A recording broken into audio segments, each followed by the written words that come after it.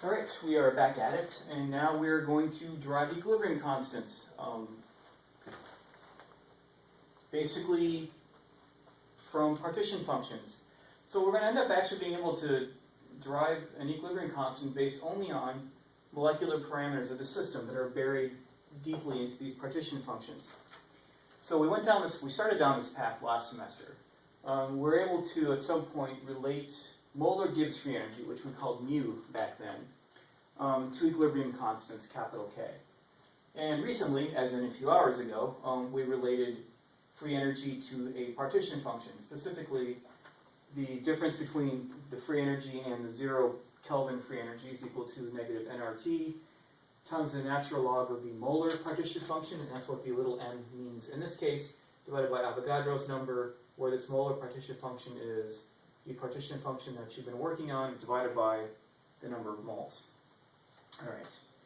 So the idea is that we can link, or we can define a standard molar Gibbs free energy of something which we'll call just G bar over N for each species.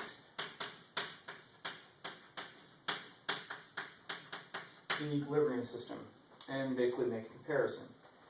So,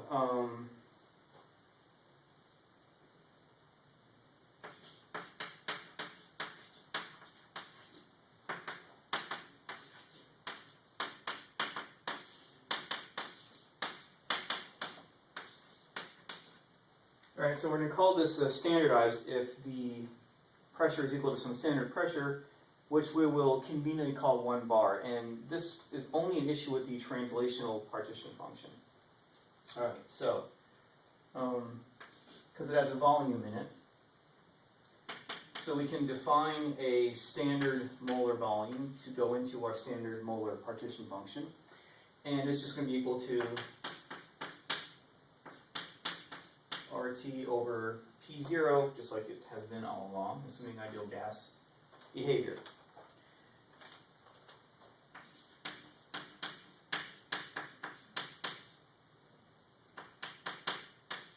Now, for each species J in this equilibrium system, we can now define the standard molar Gibbs free energy of component J as the standard molar Gibbs free energy of J at 0 Kelvin minus RT times the natural log of the standard molar partition function of J divided by Avogadro's number. Right. So all we have to do is just put together a bunch of these for all the components in the system.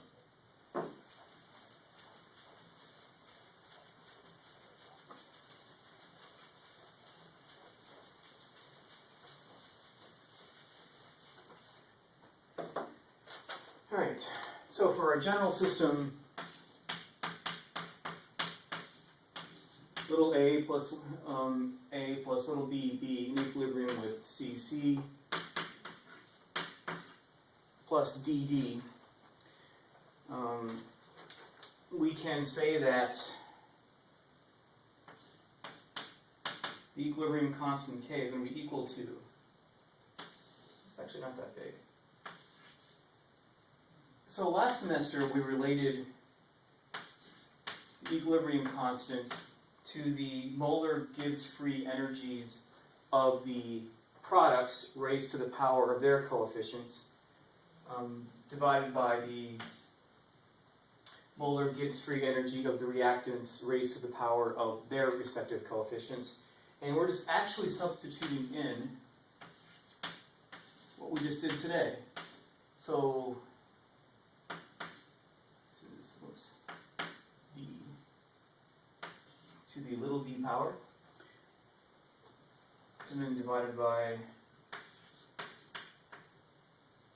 so these are all molar partition functions, so technically there's a little m after this, and then to the a power,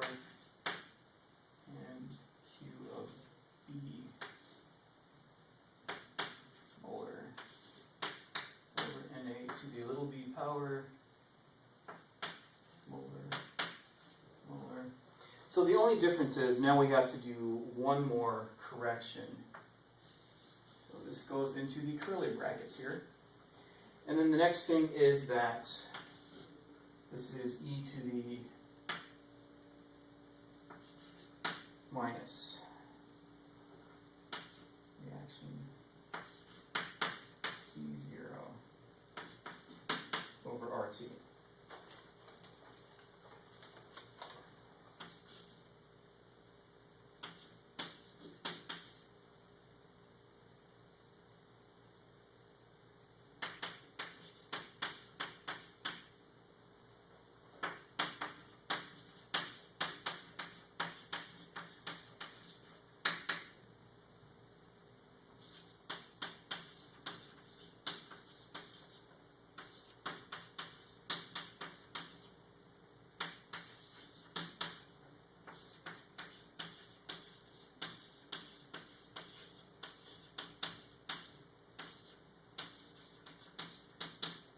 And you get these, so that delta reaction, delta E0, is basically the difference in the molar energy of the products and the reactants of their ground states. And you actually get these from bond dissociation energies. So in pictorial form,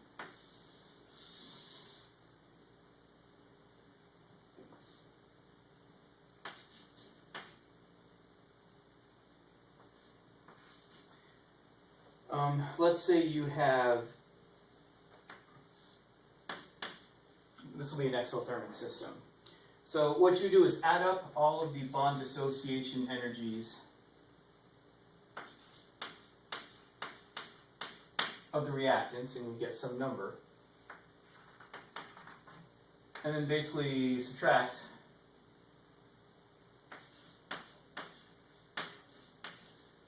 the bond association energies, or the opposite of the bond dissociation energies of the products. And then this difference right here is the reaction E0.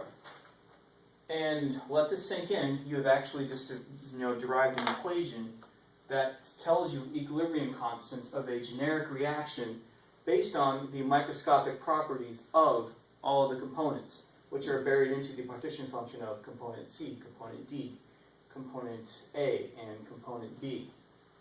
And so let me kind of guide you through pictorially how this works. So first off, if you were following along at home with the handouts that I gave, a couple of things. So this also explains this one, the formulation of the delta RE, or the reaction energy change for this. So take a look at that. And the other thing is relating this to the whole equal a priori nature of states, which is one of the original assumptions here. So going back to that handout, here's the first one. So this is a graph that sort of shows you the population of a whole bunch of states at different temperatures for different partition functions.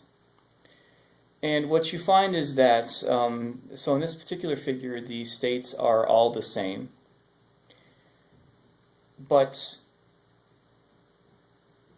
the temperature is different. So, and as you increase the temperature, as you go from left to right, the number of states that have population in them starts to increase, and the numerical value of the partition function Q starts to go up as well.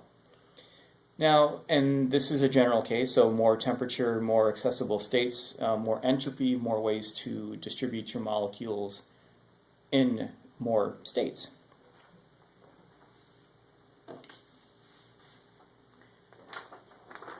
So the next one kind of shows you schematically what happens when you heat something. Again, this is kind of a repeat of the last one.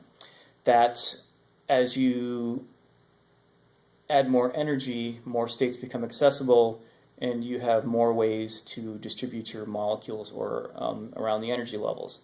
And note that the area of the bars in the bottom and the top picture, the sum of the area of the bars has to be the same.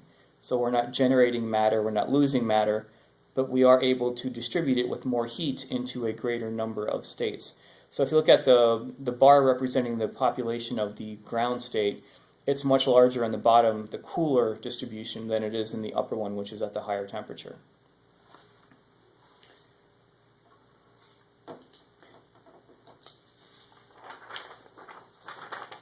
Now, you can do the same thing for work, but the distribution, sorry, this changes it a little bit here. As you do work on it, you decrease the volume, which has the, if you look at, remember the particle in the box model, that makes the energy levels further apart, which means within a given regime of energy, 10 joules, 20 joules, or whatever, there are fewer states, which means fewer ways to distribute the particles, which means less entropy. But again, the two pictures, the larger volume, the smaller volume, the area of the bars add up to the same thing.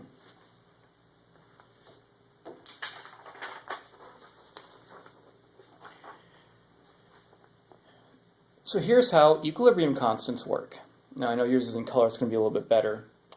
But basically, the states, where the states are, is simply a function of the parameters of the molecule and nothing else. Whether that state corresponds to states of products or reactants, it doesn't matter. All that really matters is where they are. So the first case is one where the base energy level of the reactants is, so this one right here, is less than those of the products. And the states are populated based only on the relative energy of them. And so what happens is if you add up all of the, and as the states go up, the bars get less and less. So again, at the one on the left, you have far more area under the reactant bars than you do under the product bars. So this is going to be a reactant-favored equilibrium. Now, the middle one shows you a different way to achieve a product-favored equilibrium. Now, in this case, the reactants are still lower in energy than the products, but the states are much more closely spaced. So what would happen is if you look at these populations and then split it up in between the reactants and the products, you would find that the overall area, you have far more product than reactant. So even though you have an endothermic process, the high density of states for the product allows its population to be a little bit higher than you would expect. So again, it's just a matter of where the energy levels are and how dense they are. And so again, take a look at the board, and there you go. This is how you calculate an equilibrium constants. I will say, this calculation is simple. I mean, you know what the partition functions are. It is easier said than done to get it correctly. I will post a worked out example of a relatively simple one.